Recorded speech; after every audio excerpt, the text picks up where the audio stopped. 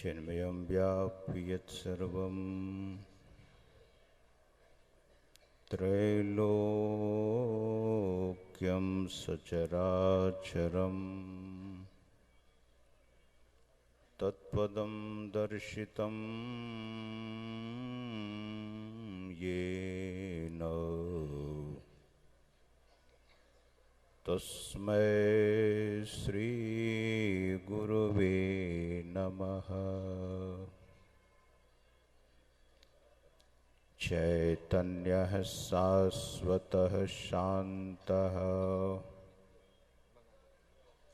व्योमातीतः निरञ्जनः बिन्दुनादकलातीतः तस्मै श्री गुरुवे नमः। ज्ञान उदधियरु ज्ञान घन सद्गुरु शंकर रूप नमो नमो बहुमारही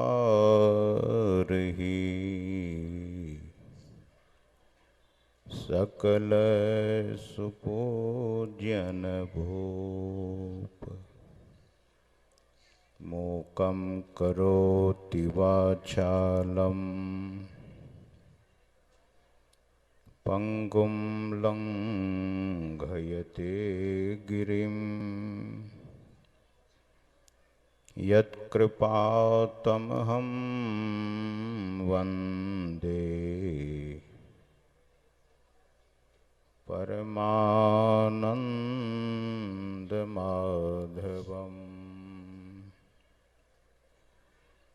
बोलिए श्री सद्गुरु महाराज की जय। प्रातः स्मरणीय अनंत श्री विभूषित परमाराध्य परम पूज्यपाद संत सद्गुरु महाराज के परम पावन युगल पद में पदों में सदा सदा पदवंदन संत मत के वर्तमान आचार्य पूज्यपाद महर्षि हरनंदन परमहंस जी महाराज के चरण कमलों में कोटि सा नमन।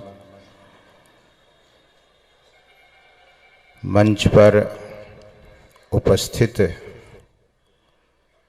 पूज्यपाद गुरुजन, मुद मंगल में पूज्य साधु समाज, परम सम्माननीय महासभा के समस्त पदाधिकारीगण, सदस्यगण, सत्संग में समुपस्थित परम सम्माननीय सत्संग प्रेमियों, प्रबुद्ध जनों तथा पूजनीय मातृशक्तियों,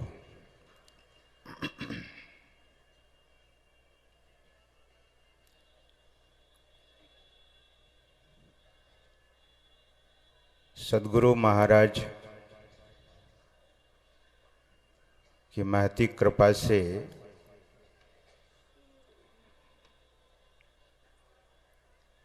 यह ब्रज की भूमि,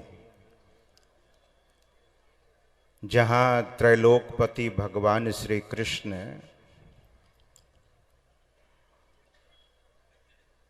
बहुत सारे राक्षसों का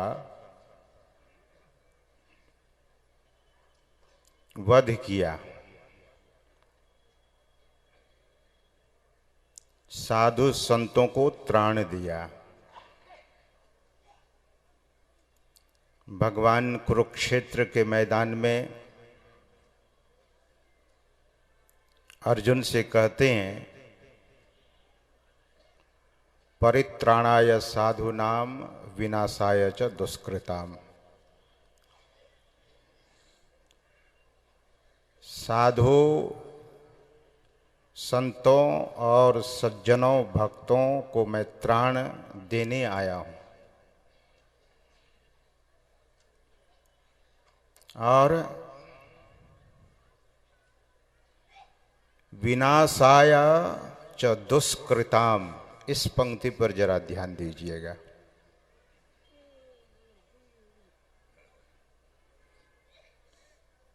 विनाशाय चतुर्थी विभक्ति है। संस्कृत के विद्वान लोग भी यहाँ बैठे हैं। भगवान कहते हैं कि दुष्कृत को मैं विनाश करने के लिए इस धरती पर आया हूं। दुष्कृत और सदकृत। अभी यहां तमाम साधु संत और भक्तजन सदकृत कर रहे हैं और ये आप सबों का बड़ा सौभाग्य है। और यह मनुष्य जीवन को सफल करने का एक दृढ़तर रास्ता है।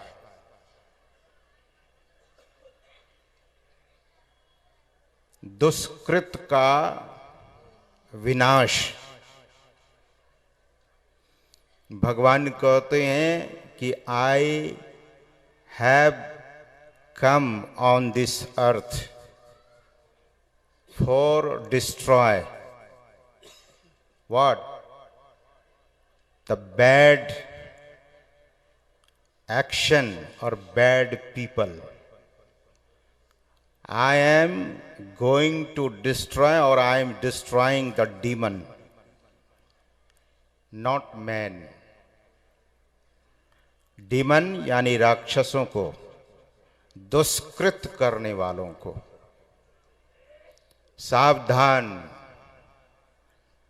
जिस समय मन में दुष्कृत उत्पन्न हो, दुष्कृत करने की इच्छा हो, उसी समय सद्गुरु भगवान को याद कर लीजिएगा तो मन पवित्र हो जाएगा। दुष्कृत नहीं, सदकृत्य। कबीर साहब कहते हैं कि सुकृत कर ले, नाम सुमर ले, को जाने कल की, जगत में खबर नहीं पल की।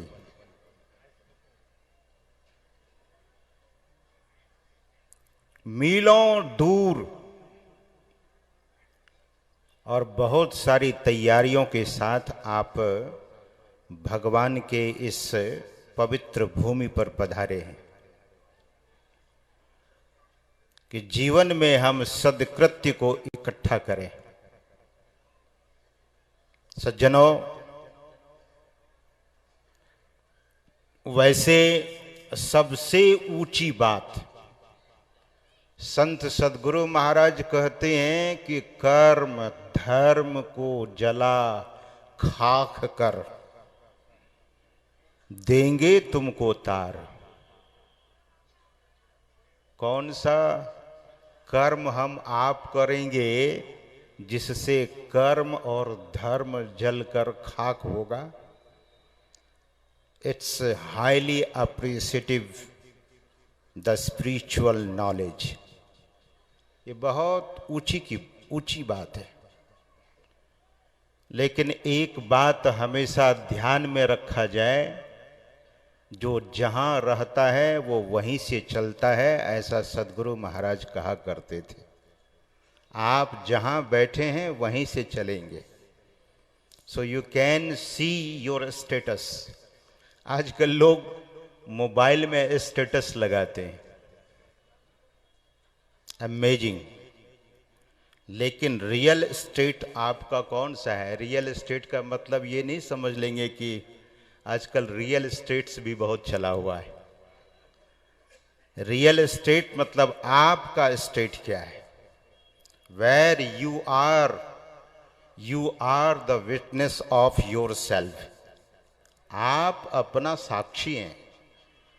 आप अपना गवाह हैं। लोग क्या क्या करते हैं, छोटी छोटी चीजों के लिए उलझ जाते हैं, कहीं जमीन में, कहीं ईंट पत्थरों में, और ऐसी चीजों का महत्व देकर अपने जीवन के सही मूल्य को खो देते हैं। This is not our aim, ये हमारा लक्ष्य नहीं है। This is not goal of our life, ये हम आपके जीवन का लक्ष्य नहीं है। Mostly the people who is in ignorant, जो अज्ञानता में है, they are making so many mistake in their life. अपने जीवन में बहुत तरह की गलतियों को करता जाता है। सज्जनों, कर्म, यह भारत भूमि है। ध्यान दीजिए, लोग कहते हैं कि हमारे देश में भी भगवान हुए, भारत देश को छोड़कर हो सकता है। मैंने तो सुना ईसा मसीह के संबंध में वे भी कश्मीर के ही थे, वे बाहर के नहीं थे। इस धरती को जरा देखिए, उन माताओं के कर्मों को देखिए, सदकर्मों को। सज्जनों, ऐसी माता जो भगवान को अपने आंगन में खेलने के लिए बाध्य कर दी, सदकृत्य के बल पर। इसलिए संत कबीर साहब कहते हैं कि सदकृत्य कीजिए, सुकृत कर ले। और दूसरा, नाम सुमिर ले। हम आप सुन रहे थे भगवान के छोटे भाई लखनलाल जी के उपदेश। हमारे इस महाधिवेशन के भी वन संचालक प्रोफेसर लखनलाल बाबू ही हैं। एक लखनलाल वो हुए जो भगवान श्री राम के अनुज। क्या कहते हैं, सुन रहे थे वाणी को। लखनलाल जी गोहनिषाद जी से कहते हैं, पहले तो गोस्वामी तुलसीदास जी महाराज लखनलाल जी जो बात गोहनिषाद जी से बोले हैं, किस तरह से बोले हैं, उस पर गोस्वामी जी की लेखनी चली है। उस पर गोस्वामी जी अपनी लेखनी से लिखते हैं। आप विद्वान हैं, you are very learned, at the same time you are very sensitive. आप जरा पंक्ति पर ध्यान दीजिए। गोस्वामी जी लिखते हैं, बोले लखन मधुर मृदु वाणी। यहाँ एक सज्जन बैठे हैं, श्री सीताराम रामुका जी। मैं एक बार स्वामी रघुनंदन जी महाराज के साथ सुल्तानगंज से भागलपुर कुप्पा घाट जा रहा था। साथ में हमारे श्रद्धे सीताराम बाबू भी थे। तो हम लोग ट्रेन के सीट पर जो बैठे थे, कुछ अध्यात्म चर्चा प्रारंभ हुई। सीताराम बाबू अलग बैठे हुए थे। जब भक्त जो होते हैं उनको अध्यात्म की बात कर्ण प्रिय होती है, तो एक युवक से कहा कि आप यहाँ से मेरी सीट पर आ जाइए और मैं आपके सीट पर बैठ जाता हूँ, मैं बाबा लोगों से कुछ सुन लेता हूँ। युवक भड़क गया। सीताराम बाबू की विनम्रता को मैंने देखा, दोनों हाथ जोड़कर कहा कि शांत रहिए, मैं यहीं से सुन लूंगा। इतनी विनम्रता थी तो विवाद से जीवन को बचा लिया। विनम्रता बहुत जरूरी है। The humbleness is the door of liberation. विनम्रता मुक्ति का द्वार है। जो उदंड है वो नरक के द्वार पर खड़ा है। जो विनम्र है वे मोक्ष के द्वार पर खड़ा है सज्जनों। इसीलिए जीवन में कभी भी विनम्रता को न छोड़ा जाए, ये भी कर्म है सज्जनों। स्वामी विवेकानंद जी महाराज के कुछ संस्मरण को हम आप सुन रहे थे संत मत के विवेकानंद जी के मुंह से, लेकिन मैं उस महापुरुष के संस्मरण को सुनाना चाहूंगा। स्वामी विवेकानंद जी महाराज जब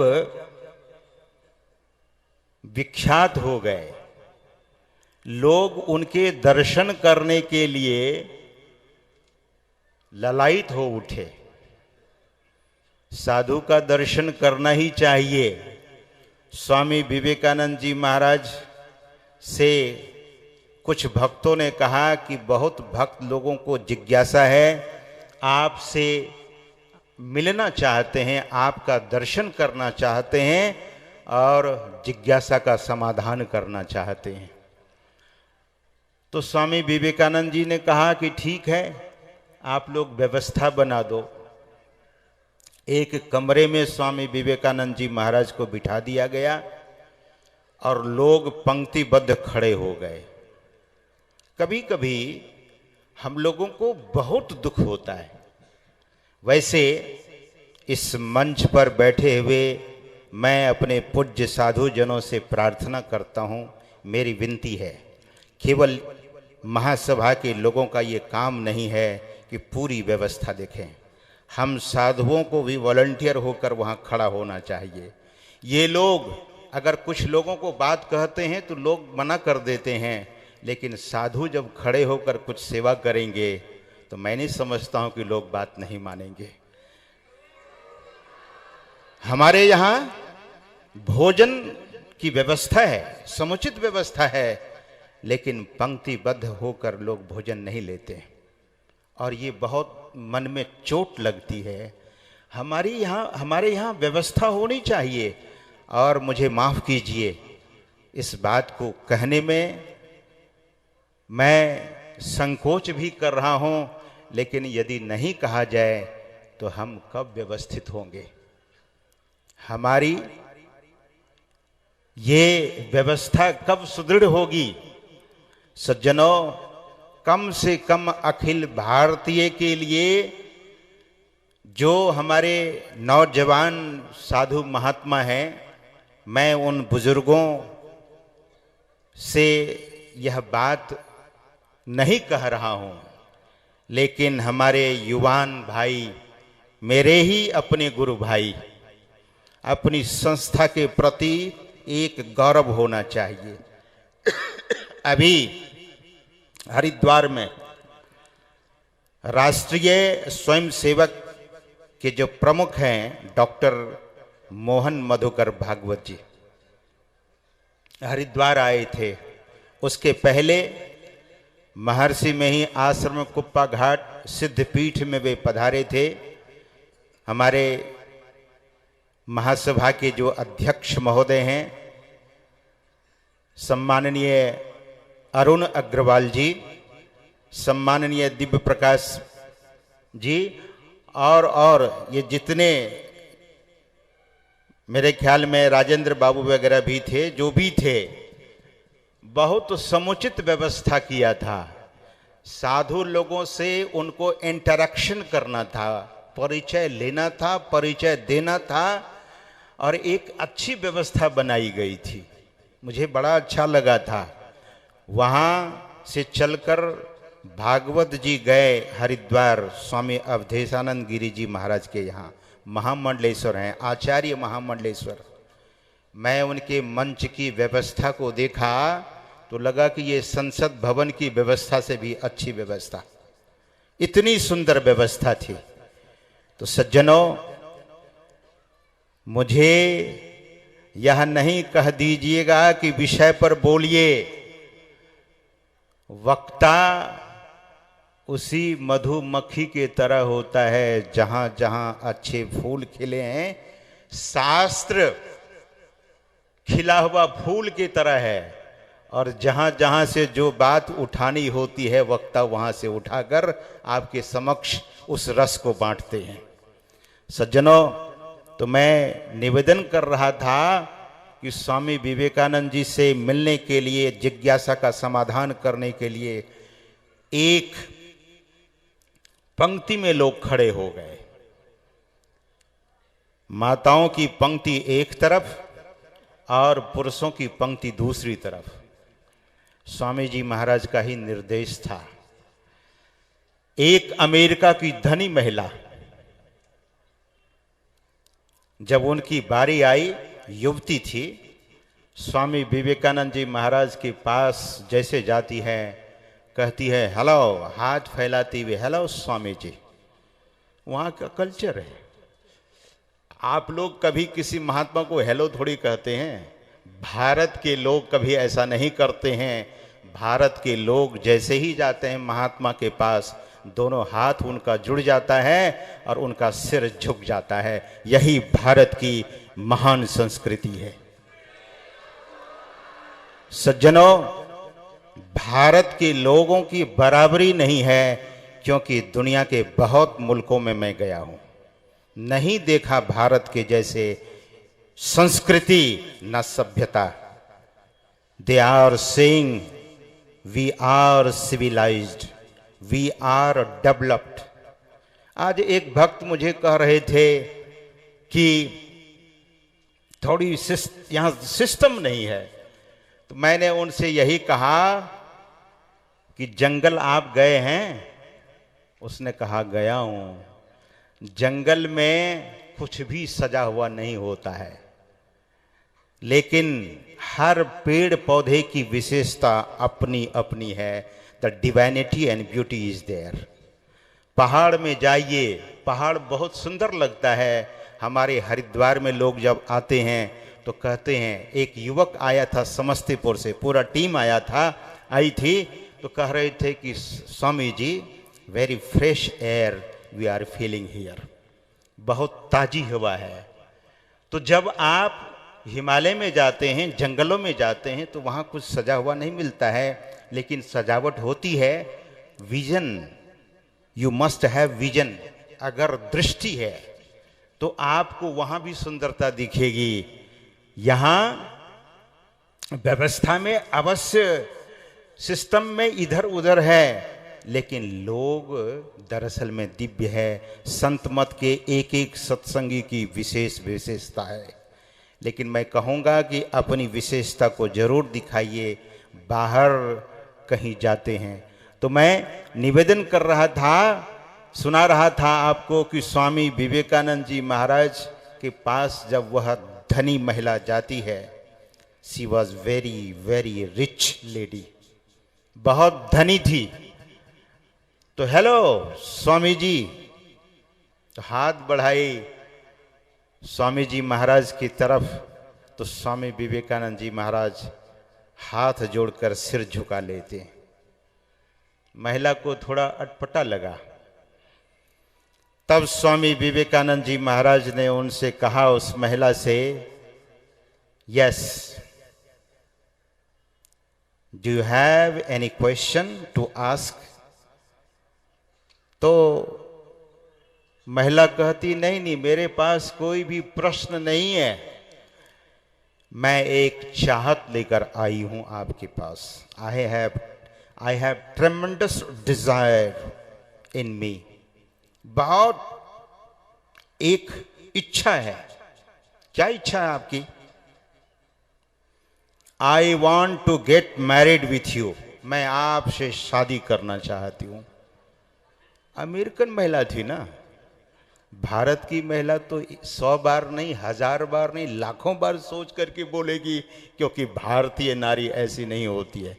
आजकल एक सज्जन हमें कह रहे थे कि नहीं, थोड़ा सा अमेरिका का एडॉप्शन भारत में भी हो रहा है, पश्चिमी सभ्यता का अनुकरण हो रहा है। सज्जनों, स्वामी विवेकानंद जी महाराज ने पूछा कि आप मुझसे शादी क्यों करना चाहती हैं? Why do you want to get married with me? क्यों शादी करना चाहती हैं? तो महिला ने क्या कहा, उस पर ध्यान दीजिए। महिला कहती है आप बहुत सुंदर हैं, यू आर सो हैंडसम, बहुत सुंदर हैं आप, और शादी करके आपके जैसे ही पुत्र को मैं जन्म देना चाहती हूं।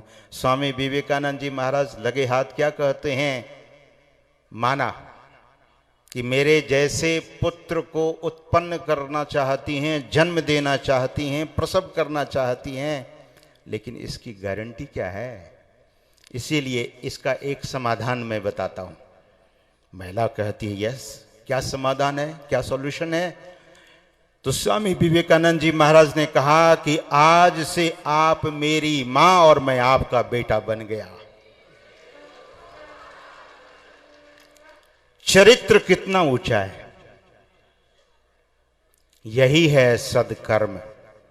This is the great thoughts of Swami Vivekananda ji Maharaj. ये महान उनकी सोच है, ये महान व्यक्तित्व है, द ग्रेट पर्सनैलिटी। ऐसे व्यक्तित्व के धनी और ऐसे चरित्र के धनी हम आप सत्संग में आए हैं मात्र बिंदु और ध्यान की बात सुनने के लिए नहीं। यह बात तो सुनाई ही जाती है, लेकिन बिंदु और नाद की उपासना वही कर सकता है जो बहुत व्यवहारिक है और जो चरित्रवान है। स्वामी विवेकानंद जी महाराज की वह पंक्ति मैं अक्सर सुनाया करता हूं। सज्जनों, स्वामी विवेकानंद जी महाराज कहते थे और बहुत लोग कहीं कहीं कोट करते हैं, if wealth is lost nothing is lost. धन जाता है तो धन आ भी जाएगा। If health is lost something is lost. अगर स्वास्थ्य का पतन होता है तो थोड़ी चली गई, स्वास्थ्य गया तो कुछ चला गया। स्वामी विवेकानंद जी महाराज कहते हैं, if character is lost everything is lost. अगर चरित्र चला गया तो कुछ भी नहीं रहेगा। सद्गुरु महाराज के मस्तिष्क स्वरूप पूज्यपाद महर्षि संत सेवी परमहंस जी महाराज, एक बार उनके चरणों में मैं बैठा था और कुछ विद्वान लोग बैठे थे। पूज्यपाद से यह पूछा एक विद्वान मूर्ति कि आप सभी साधु महात्मा कहते रहते हैं कि सदकर्म करो, तो सदकर्म का सबसे विशेष दिव्यता क्या है? आप प्रश्न को समझ लीजिए। विद्वान ने पूछा कि सदकर्म करने के लिए साधु महात्मा कहते हैं, तो इसकी विशेषता, इसकी दिव्यता क्या है? पूज्यपाद महर्षि संत सेवी परमहंस जी महाराज ने जो बात कही थी मुझे अब तक याद है। उन्होंने कहा था,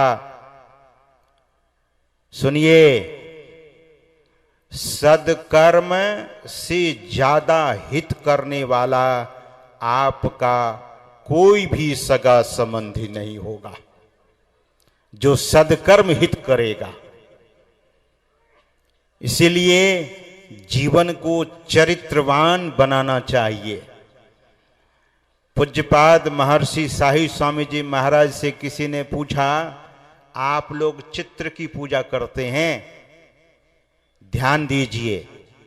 पूज्यपाद ने कहा कि हम लोग चित्र की पूजा नहीं करते हैं। यह जो चित्र आप देखते हैं सद्गुरु महाराज के विग्रह की ओर इंगित करते हुए उसने कहा, यह जो चित्र देखते हैं, इस चित्र के पीछे महान चरित्र छुपा हुआ है, इसीलिए हम लोग चरित्र की पूजा करते हैं, चित्र की पूजा नहीं करते हैं। स्वामी विवेकानंद जी महाराज का चरित्र उज्जवल होने के कारण ही आज बड़े बड़े राष्ट्राध्यक्ष उनके प्रतिमा के नीचे अपना सिर झुकाता है। वजह यही है कि वे चरित्र नायक थे। सज्जनों, बोले लखन मधुर मृदुबानी, ज्ञान विराग भगति रस सानी। ज्ञान भी, वैराग्य भी और भक्ति भी, तीनों के रसों को मिला दिया है। भगति रस सानी। और ध्यान दीजिए, वे कहते हैं ज्ञान, वैराग्य और भक्ति। भक्ति भी एक कर्म ही है। ज्ञान महापुरुषों के चरणों में बैठकर लोग प्राप्त करते हैं। ज्ञान के संबंध में अभी स्वामी गुरुनंदन जी महाराज भगवत गीता से भगवान श्री कृष्ण के उस पावन श्लोक को उद्धृत कर रहे थे। भगवान श्री कृष्ण कहते हैं, नहीं ज्ञानेन सदृशम पवित्रम इह विद्यते। ज्ञान के समान पवित्र करने वाला। लेकिन ज्ञान से भी बढ़कर भगवान कहते हैं ज्ञानम ज्ञानात ध्यानम विशिष्यते। भगवत गीता के 12वें अध्याय में भगवान कहते हैं कि ज्ञान से भी अगर बढ़कर कुछ है तो वह ध्यान है। तो ध्यान हम सबों को करना ही है, लेकिन यह ध्यान सेवा से, सुमरन से, समर्पण से, सहज समर्पण होना चाहिए। सेवा, अगर जीवन में सेवा नहीं है, किसी महापुरुषों के सानिध्य को प्राप्त नहीं किया है, तो हृदय पवित्र नहीं होता है। और सेवा अगर मन से किया है तो जीवन में फिर पाखंड कभी नहीं आएगा, चरित्र में कभी दाग नहीं लगेगा अगर ढंग से सेवा किया है। माता पिता की सेवा, एक भक्त हुए महाराष्ट्र में और पहले प्रारंभिक जीवन में अपनी पत्नी से बहुत प्रेम करता था, लेकिन जब उसे ज्ञान की प्राप्ति हो गई, उनका नाम पुंडरीक, शास्त्रों का अध्ययन करने के बाद भी मोह दूर नहीं हुआ। सज्जनों, ध्यान रखिएगा, शास्त्र का अध्ययन करने मात्र से अगर कोई ज्ञानी हो जाता तो दुनिया में फिर कोई ब्रह्म राक्षस नहीं बनते। शास्त्र घटना चाहिए भीतर में, संतवानी भीतर में घटनी चाहिए। गरीबदास जी महाराज की वाणी में है कि भीतर हम सबों का पवित्र होगा कब? जब तन को, मन को, धन को और अपने आप को अर्पण कर देंगे, तब हम आपके भीतर में वह जो दिव्य ज्ञान की चर्चा सुनते हैं वह उतर जाएगा। सदगुरु महाराज भी कहते हैं, तन मन धन आत्म करी अर्पण, में ही आज उतरे। तन मन धन और आत्म, वेरी यू, अपने आप को जो अर्पण समर्पण किया है। तो पुंडरीक अपनी पत्नी से बहुत प्रेम करते थे, शास्त्रज्ञ तो थे। मैं कहा करता हूं, हमारे महापुरुष लोग कहा करते हैं कि देखिए, मनुष्य शील को, धर्म को जानता है, लेकिन धर्मशील होना बहुत कठिन बात है। रावण भी धर्म को जानता था, लेकिन धर्मशील नहीं था। भगवान श्री राम धर्मशील थे। सज्जनों, पुंडरीक बहुत शास्त्रों का अध्ययन किया था, लेकिन मोहग्रस्त था। जहां कहीं भी जाता था तो पत्नी साथ ही जाती थी। पत्नी साथ जाना तो बुरी बात नहीं है, लेकिन पत्नी को कंधे पर बिठा कर लेकर जाते थे। लोग बड़े हंसते थे, कैसा आदमी है, अरे पत्नी तो स्वस्थ है, फिर कंधे पर उठा के क्यों ले जा रहे हो। पत्नी, वैसे लोग पत्नी से बहुत डरते हैं। मैंने देखा है, सुना भी है। डरना अलग बात है, और हमने ये भी सुना है किसी साइकोलॉजिस्ट से कि हर पत्नी अपने पति पर शासन कर ही देती है, ऐसा भी सुना गया है। व्हाटएवर, ये तो आप लोगों का मैटर है, हम लोग तो शादी ही नहीं किए हैं, तो हम लोगों को क्या पता। तो सज्जनों, यह जो पुंडरीक की बात मैं सुना रहा हूं, पुंडरीक जहां जाते थे वहीं कंधे पर बिठा कर ले जाते थे। अब तो ऐसा हो गया था कि पुंडरीक को ही भोजन बनाना पड़ता था। और पुंडरीक के माता पिता वृद्ध थे, बराबर कहा करते थे, मुझे ले चलिए बेटा, मुझे ले चलो काशी, गंगा स्नान करें, भगवान विश्वनाथ, काशी विश्वनाथ का दर्शन करें। तो बहुत बार बोला गया तो पुत्र तैयार हो गया, यानी पुंडरीक तैयार हो गए। पत्नी से कहा तो पत्नी ने कहा मैं भी चलूंगी। तो पुंडरीक ने कहा कि तुम्हारे बिना तो मैं रह नहीं सकता, चलो तुम भी चलो। ले चले साथ में। तो पत्नी ने शर्त करा लिया था कि आप मुझे कंधे पर बिठा कर ले चलेंगे। ये त्रेता और द्वापर की बात मैं नहीं सुना रहा हूं, ये कलयुग की बात सुना रहा हूं। सज्जनों, पुंडरीक जब चले अपने माता पिता को लेकर, तो माता पिता पैदल जा रहे थे और अपनी पत्नी को कंधे पर बिठा कर ले जा रहे थे। लोगों ने कहा कि घोर कलयुग आ गया। सज्जनों, माता पिता घर के प्रथम देवता हैं। ध्यान दीजिए, जिसके माता पिता सत्संगी हैं, त्रिकाल संध्या करते हैं, ऐसे पुत्र जब अपने मां के चरणों को स्पर्श करता है, पुत्री स्पर्श करती है, और मां के मुंह से जब आशीर्वाद निकलता है, तो वह बेटा किसी भी क्षेत्र में असफल नहीं होता है।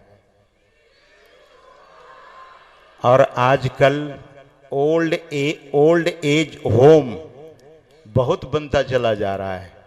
जैसे माता पिता बूढ़ा हुआ, ले चलो वृद्धाश्रम में रख दो। एक डीएम साहब अपने पिता को ले जा रहे थे ओल्ड एज होम, वृद्धाश्रम। बेटा बढ़ गया था और कुशाग्र था। बेटा पूछता है डीएम साहब से कि पापा, पिताजी का ये बोरिया बिस्तर बांध करके बैगेज लेकर के कहाँ ले जा रहे हो? तो कान में कहता है कि तुम्हारी मम्मी ने कहा है कि इस बूढ़े को ओल्ड एज होम में यानी वृद्धाश्रम में रख कर आइए। तो पोता अपने दादा से बहुत प्रेम करता था। पोता ने डीएम साहब से कहा, आप इसे आज ले जा रहे हो ना, अब मैं जब बढ़ूंगा तब आपको भी वृद्धाश्रम में भेज दूंगा। सज्जनों, तुरंत डीएम साहब सारा बैग एंड बैगेज, बोरिया बिस्तर उतारकर घर ले आए। और पत्नी ने पूछा कि लौट कैसे आए? डीएम साहब उस छोटे से बच्चे का मैसेज सुना दिया कान में कि बेटा ये कह रहा है। बोले ठीक है बेटा मेरा बड़ा होशियार है, अब पिताजी की सेवा यहीं करेंगे हम लोग। माता पिता की अवश्य सेवा करनी चाहिए। पुंडरीक जब काशी लेकर पहुंचते हैं अपने माता पिता को, गंगा स्नान होता है और पुंडरीक अपने माता पिता को काशी विश्वनाथ भगवान के दर्शन कराकर एक भक्त के घर रुकते हैं।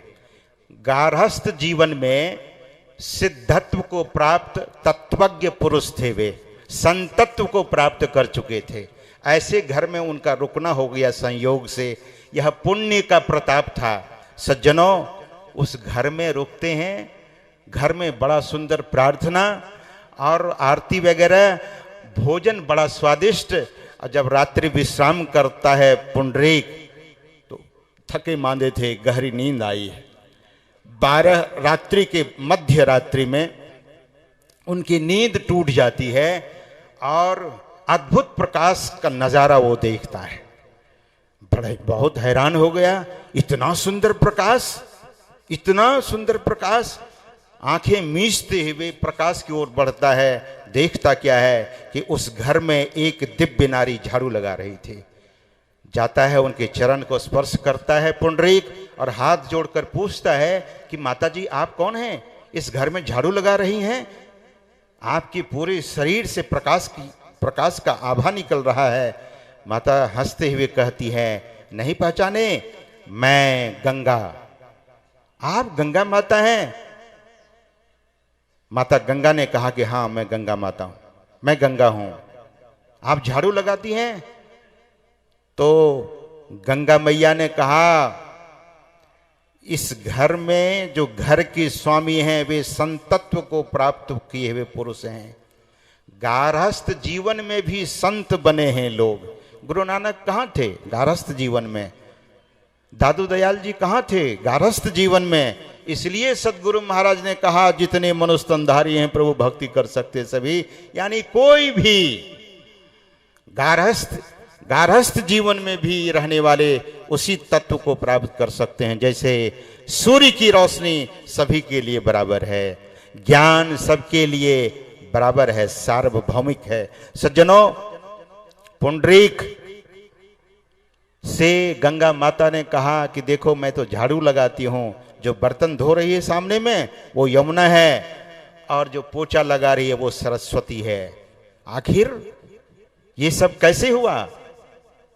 तो गंगा माता ने कहा कि शुरू में इसने अपने माता पिता की सेवा भगवत भाव से किया है, अपने माता पिता की सेवा भगवत भाव से किया है। आज कल हम लोग घर में किसी के घर में जाते हैं तो बूढ़ी माता और बूढ़े पिता को सिसकते हुए देखते हैं तो हृदय कांप उठता है। पढ़ाई किस काम का? बेटा लंदन में, बेटी अमेरिका में, कोई कहीं और नौकर रख दिया है। सज्जनों, माता पिता अनादर के योग्य नहीं है। और पुंडरीक को बड़ी प्रेरणा मिली और लौटने लगे सुबह में, तो ले आए वो जो ढोने वाला होता है, उसको हम सभी बहंगी कहते हैं। एक तरफ माता को बिठाया, दूसरी तरफ पिता को, और लेकर चल पड़े। पत्नी कहती है कि माथा आपका खराब हो गया? माता पिता को बड़े सेवा भाव से लेके चले। बोले हाँ, मुझे ज्ञान की प्राप्ति हो गई है, माता पिता के कारण ही मैं काशी आया हूँ और काशी में आकर मुझे ज्ञान प्राप्त हो गया। अब जीवन भर तुम्हारी सेवा नहीं, मैं माता पिता की सेवा करूँगा। यह कहकर पुंडरीक चला तो पत्नी कहती है, मैं नहीं जाऊंगी आपके साथ।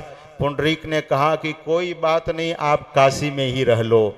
लेकिन पत्नी ने देखा कि ये मानने वाला नहीं है, तो पीछे पीछे वो भी चली गई। और घर पहुंचकर पुंडरीक ने माता पिता की बड़ी सेवा की और पत्नी भी उनकी सेवा भाव को देखकर खूब सेवा की। त्रैलोकपति भगवान श्री कृष्ण उनके यहाँ दर्शन करने के लिए द्वारिका में रुक्मिणी जी से चर्चा करते हैं। रुक्मिणी, मैं आज पंढरपुर जा रहा हूँ। माता रुक्मिणी ने पूछा कि ऐसा कौन भक्त है जिनका जहाँ आप पंढरपुर जा रहे हैं, ऐसे कौन भक्त हैं जिनके घर जा रहे हैं आप? भगवान ने कहा कि अत्यंत पवित्र भक्त है, मैं उनका दर्शन करने जा रहा हूँ। देखिए, भगवान के दर्शन करने के लिए लोग आते हैं, लेकिन वे भक्त कैसे थे जो स्वयं त्रैलोकपति भगवान श्री कृष्ण दर्शन करने के लिए जा रहे हैं। माता रुक्मिणी ने कहा कि मैं भी जाऊंगी दर्शन करने के लिए। भगवान ने कहा कि नहीं नहीं, तुम मत जाओ। भक्त कभी कभी बड़े अटपटे होते हैं, उनका स्वभाव देखकर हो सकता है तुम श्राप दे दोगी। माता रुक्मिणी ने कहा कि मैं श्राप नहीं दूंगी प्रभु, मुझे साथ ले चलिए। भगवान श्री कृष्ण और माता रुक्मिणी दोनों आए भगवान यहाँ पंढरपुर पुंडरीक के दर्शन करने के लिए। आंगन में खड़े हो गए और पुंडरीक की पत्नी ने देखा कि भगवान स्वयं आकर खड़े हैं, माता रुक्मिणी खड़ी है, तो भगवान के आने की खबर पुंडरीक को देते हैं कि देखिए साक्षात भगवान आकर खड़े हैं। उधर से एक ईंट फेंकते हैं और कहते हैं प्रभु आप खड़ा रहिए और माता पिता की चरण सेवा कर रहा हूँ, चरण सेवा पूरी होगी तो आपके पास आता हूँ। देखिए पुंडरीक ने कहा कि माता पिता की सेवा भगवत भाव से किया तो भगवान साक्षात आकर खड़े हुए, सेवा पूरी हुई। पूरी होने के बाद जब पुंडरीक भगवान के चरणों में आकर साष्टांग प्रणाम करता है, उनकी पत्नी प्रणाम करती है, तब भगवान उन्हें वरदान देते हैं और भक्ति का वरदान देते हैं, भक्ति के मर्म और रहस्य को समझा देते हैं। सज्जनों, आज का जो परिप्रेक्ष्य है, वृद्ध की उपेक्षा नहीं, माता और पिता की उपेक्षा नहीं, यह भी सदकर्म है। वैसे भगवान श्री कृष्ण कहते हैं गीता में, अधस्य मूला न्यनुसंततानि कर्मानुबंधीनि मनुष्य लोके। पूरा मनुष्य लोक कर्म के बंधनों से बंधा हुआ है, इसलिए हम सबों को सदकर्म करना चाहिए और कुकृत्य को छोड़ देना चाहिए। यही शास्त्र कहता है और यही संत महात्मा कहते हैं। सद्गुरु महाराज कहते हैं कि घर में रहते हुए माता पिता और पूज्य जनों का, गुरुजनों की सेवा करते हुए त्रैकाल संध्या करें और त्रैकाल संध्या करते करते जब अनुभूति होगी तब विविध भांति के कर्म जगत में जीवन घेरी फंसाता है। ये तो अनेक कर्म, दुष्कर्म जब लोग करता है तो जीवन उसका फंसता चला जाता है। कौन बचाएगा? बाबा देवी कह में ही सदगुरु गुरु ही बचाता है। मात्र एक संत सदगुरु है जो हम आपको कुकृत्य से, असदकृत्य से बचाते हैं और सदकृत्य करते करते सदकृत्यों से भी हम आप परे हो जाते हैं और पूर्णत्व को प्राप्त कर लेते हैं। तब वेद की वह वाणी हम आपकी जीवन में चरितार्थ हो जाएगी। ओम पूर्णमदः पूर्णमिदं पूर्णात् पूर्णमुदच्यते पूर्णस्य पूर्णमादाय पूर्णमेवावशिष्यते। हम आप सभी पूर्णत्व को प्राप्त कर लेंगे। तो इन्हीं शब्दों के साथ मैं अपनी वाणी को यहीं पर विराम देना चाहूँगा। समय अधिक हुआ है। एक बार प्रेम से बोलिए श्री सद्गुरु महाराज की जय।